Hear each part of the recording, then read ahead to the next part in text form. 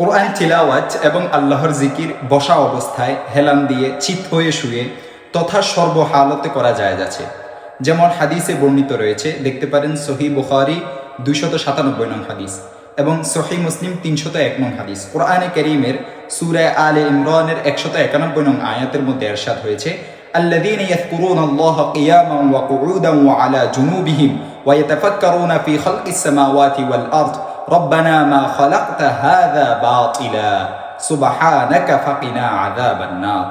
যারা দাঁড়িয়ে বসে এবং শায়িত অবস্থায় আল্লাহকে স্মরণ করে এবং চিন্তা গবেষণা করে আসমান ও জমিনের সৃষ্টির বিষয়ে, তারা বলে, পরওয়ারদিগার, এসব আপনি অনর্থক সৃষ্টি করেননি, সকল পবিত্রতা আপনারই, আমাদিগকে আপনি দোজখের শাস্তি থেকে বাঁচান।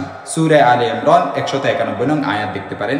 বিস্তারিত আরও জানার জন্য ফাতহুল বারী 1 নং খণ্ড 406 নং পৃষ্ঠা এবং বুখারী শরীফ 297 নং হাদিস এবং সহিহ মুসলিম 301 নং হাদিস দেখতে পারেন।